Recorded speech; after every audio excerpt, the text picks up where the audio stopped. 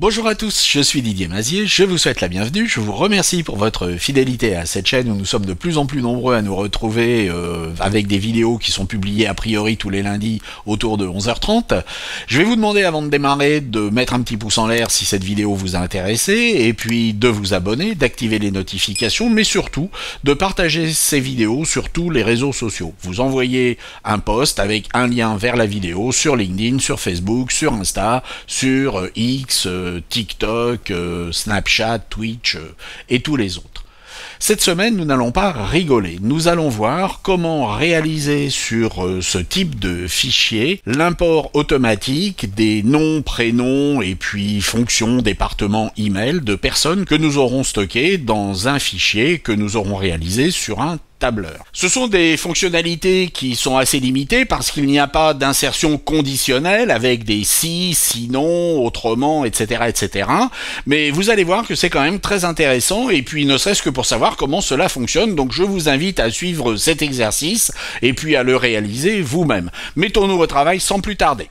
Nous avons donc un fichier où un certain nombre d'éléments ont été mis en place. Nous avons le titre, nous avons l'email, nous avons le département et nous avons le prénom et le nom. Chacun de ces textes se trouve sur son propre calque. Et puis dans notre tableur, en l'occurrence ici Excel, nous avons les mêmes colonnes avec le nom et le prénom, le titre, le département et puis l'email. Nous allons exporter ce fichier Excel au format TXT. Quand vous allez dans le menu Fichier et que vous allez demander à enregistrer sous, vous pouvez enregistrer au format texte séparateur tabulation. C'est ce type de fichier qui va être reconnu par Photoshop. Si vous ouvrez ce fichier au format TXT dans un logiciel de traitement de texte comme Word, vous voyez qu'il y a bien des séparateurs entre chaque élément qui sont des tabulations, et puis vous avez un séparateur qui est un retour clavier entre chaque enregistrement. C'est donc un format qui est extrêmement strict, extrêmement pratique,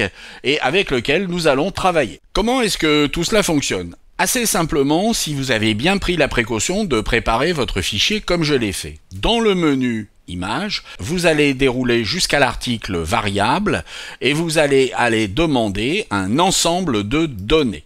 Vous allez déterminer d'où vient cet ensemble de données. En l'occurrence, il s'agit de notre fichier enregistré au format texte tabulé. Nous allons donc l'importer. Nous allons sélectionner notre fichier texte et nous allons l'ouvrir. Nous allons cliquer sur OK.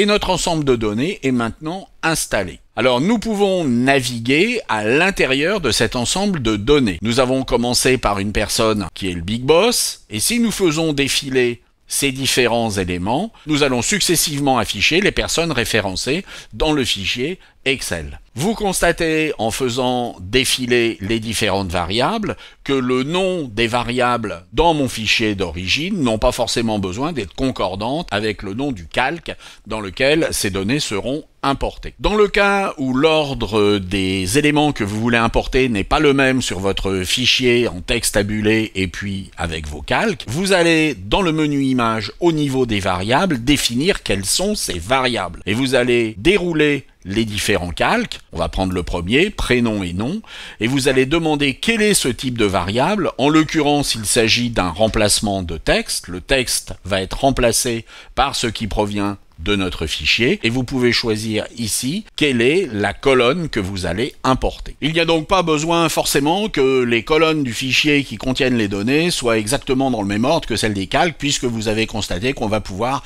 affecter chacune de ces colonnes à un type de variable, donc à un type de calque dans Photoshop. Mais comment nous allons exploiter ces données? C'est-à-dire comment nous allons procéder pour pouvoir imprimer par exemple une carte de visite par individu? Eh bien regardons cela immédiatement. Lorsque vos données sont gérées, dans le menu Images, vous allez pouvoir appliquer l'ensemble de données. Et vous allez pouvoir faire défiler les individus que vous avez importés, l'appliquer et imprimer par exemple cette carte de visite particulière. Mais si vous voulez créer un fichier autonome par individu que vous avez importé, dans le menu Fichier, vous allez choisir dans Exportation d'exporter l'ensemble des données sous forme de fichier. Pour exporter toutes les données, c'est-à-dire un fichier par individu, vous allez demander tous les ensembles de données, mais vous pourriez exporter individu par individu. Et vous allez ensuite sélectionner le dossier dans lequel vous voulez importer vos fichiers, et puis gérer finement la nomenclature d'enregistrement de ces fichiers. Vous allez cliquer sur OK, et un export va être fait